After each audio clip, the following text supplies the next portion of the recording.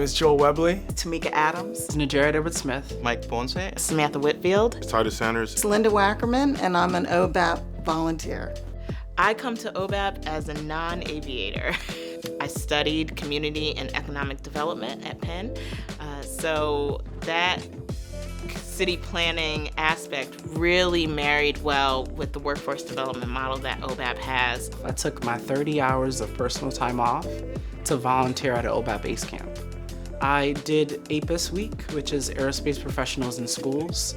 And to go into these schools and to show representation, I think that's the greatest joy of my collegiate experience, is that I get to see people doing things that they never thought they could imagine doing.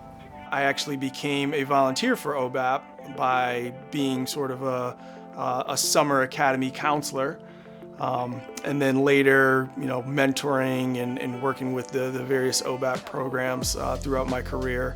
I just knew when I was done with the military, when I retired from them, I would put more effort and energy into mentoring even more people to come into this profession, because OBAP is such an amazing organization and it really reaches so many people and does so much good for so many people. So. At the beginning of the pandemic in 2020, there was a partnership created by Airbus and OBAP for a type rating. The caveat was that there was only 24 hours to submit the application.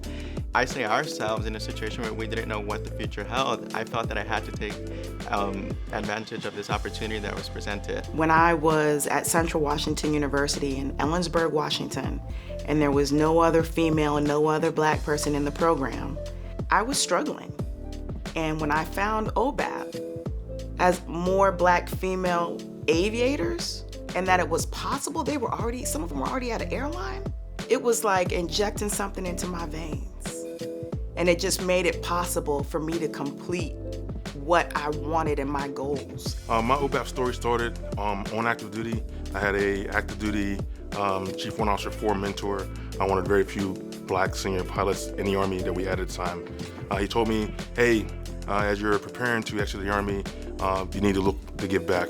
And OBAP is the place that you should be giving your time to if you're going to be involved in aviation. I would say my all-time favorite OBAP conference was in Seattle. One was Philly years ago when I got to go there with the United States Navy and actually speak and mentor. I was on a panel. Vegas, and I'll just leave that there. And Seattle, because it was home at the time, and I brought all my girlfriends down to the conference, and we had an absolute blast. The best part about OBAP is the people and the mission. It's such great people that have come to give back and bring people in. It opens so many doors for so many people, so many walks of life, people from different ages, different backgrounds.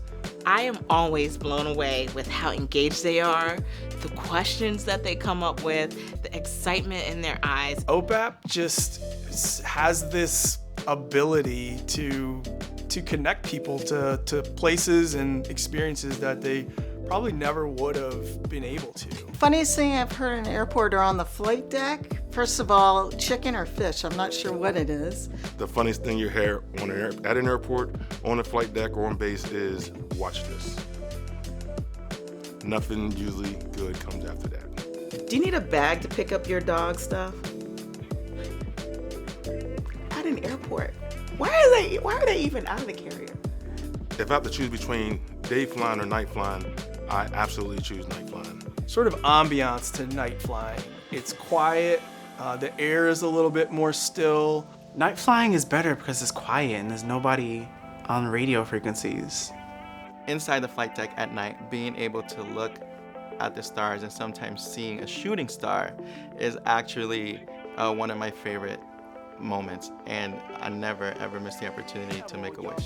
When we're talking about grits, salt and pepper, no doubt. Who puts sugar in grits? It's not cereal, it's grits. Definitely sugar.